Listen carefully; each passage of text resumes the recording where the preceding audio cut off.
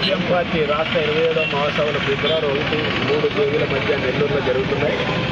47 సంవత్సరాల తర్వాత నెల్లూరులో జరగడం అనేది చాలా సంతోషదాయకమైంది. సిపిఎం పార్టీ మహాసభలు అంటే నాయకుల కోసం మహాసభలో ప్రజా సమస్యల కోసం, ప్రజా ఉద్యమాలు నిర్మించడం కోసం, ఈ రాష్ట్రంలో ప్రజలు ఎదుర్కొంటున్నటువంటి సమస్యల పరిష్కారం కోసం నిర్వహించే ఈ మహాసభల్లో రాష్ట్ర నలుమూలల నుండి దాదాపు 470 మంది ప్రతినిధులు వస్తున్నారు. వారితో పాటు అఖిల భారత నాయకులు వస్తున్నారు.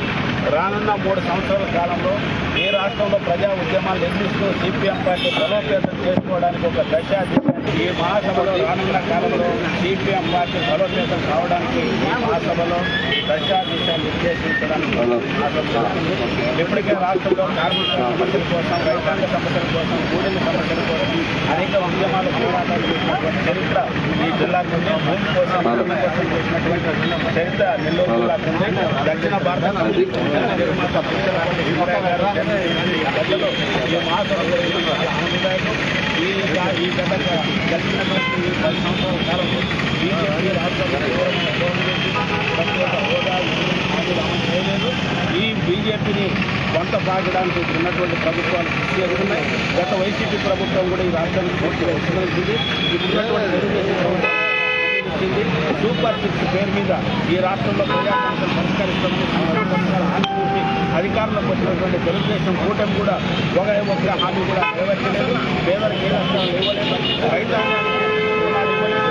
కార్మికులకి సంక్షేమ పథకాలతో పాటు కనీస వేతనాలు అమలు చేస్తున్న హామీ ఇచ్చినటువంటి తెలుగుదేశం కూటమి పూర్తిగా వైఫల్యం చెందుతుంది.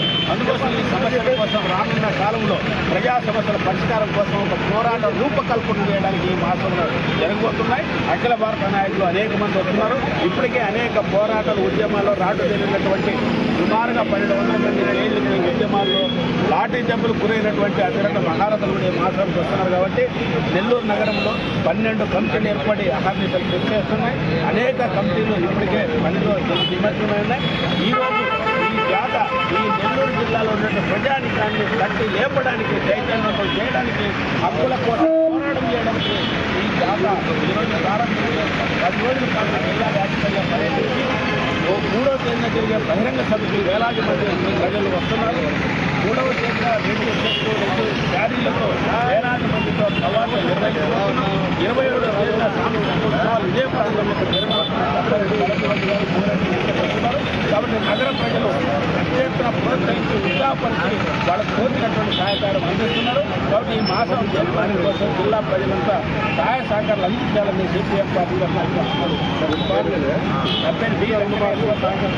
రాష్ట్ర కాంగ్రెస్ మార్క్సిస్టు ఆధ్వర్యంలో రాష్ట్ర మహాసభలు నెల్లూరు జిల్లాలోని నెల్లూరు నగరంలో ఈ నెల ఫిబ్రవరి 1, 2, 3 తేదీల్లో జరుగుతూ ఉన్నది. అయితే కమ్యూనిస్టులు అనేవాళ్ళు రైతు పోరాటాలు, కార్మిక పోరాటాలు, ఈరోజు ఉద్యోగ ఉపాధ్యాయ పెద్ద పెద్ద కాంట్రాక్టులకు వ్యతిరేకంగా పోరాటం చేస్తున్నటువంటి ఈ పార్టీ ఈ రోజు ఇక్కడ మహాసభ జరుపుకోవడం అనేది చాలా ఆనందదాయకము.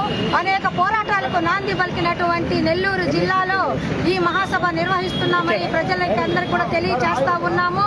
అట్లాగే ఈ రోజు ఈ కళాజాత ఈ జిల్లాలోని అన్ని మండలాలకు ప్రచారం చేస్తూ ప్రజలందరి దగ్గరికి పోయే విధంగా ఈ జాతాని మేము నిర్వహిస్తా ఉన్నాము.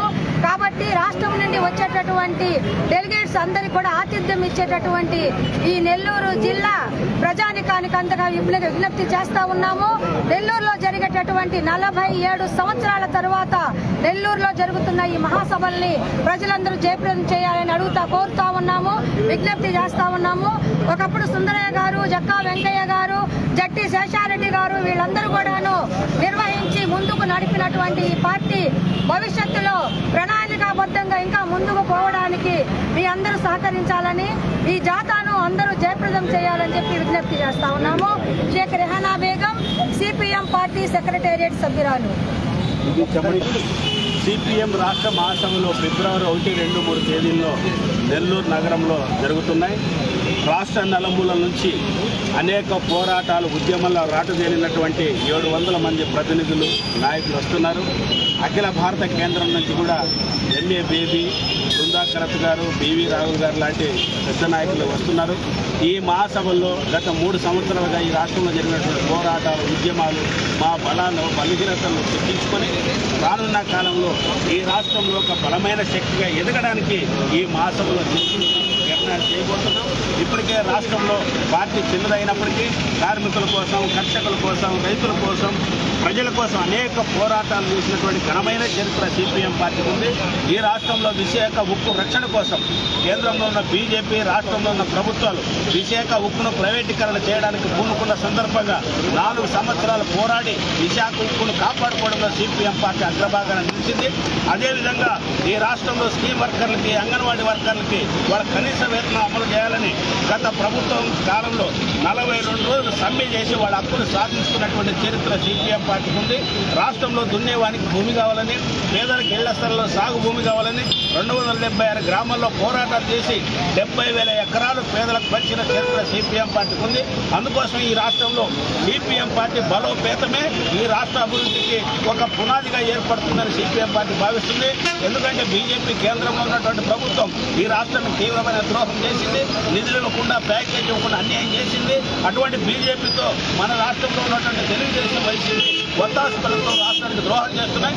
అందుకోసమే ఈ రాష్ట్ర సమగ్రాభివృద్ధి కోసం, సామాజిక న్యాయం కోసం, కార్మికులు, కర్షకులు, ఉద్యోగులు, ఉపాధ్యాయుల హక్కుల కోసం రానున్న కాలంలో మరింత పోరాటాలు చేయడానికి వామపక్ష ప్రజాతంత్ర శక్తుల్ని ఒక ప్రత్యామ్నాయ శక్తిగా రానున్న కాలంలో ఎదగడానికి ఈ మహాసభలు నాంది కాబోతున్నాయి.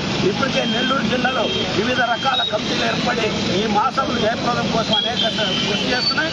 ఈరోజు ఈ కల్చరల్ ప్రోగ్రాం ఈరోజు బయలుదేరుతున్నటువంటి ఈ వాహనం జిల్లా నలుమూలలా పర్యటించి ప్రజల్ని చైతన్యవంతం చేసి వాళ్ళంతా కదిలించడానికి 3వ తేదీన వేలాది మందితో బహిరంగ సభ జరుగుతుంది. ఈ బహిరంగ సభలో నెల్లూరు ప్రజలంతా పెద్ద ఎత్తున పాల్గొనాలని సిపిఎం పార్టీ తరఫున విజ్ఞప్తి చేస్తున్నారు.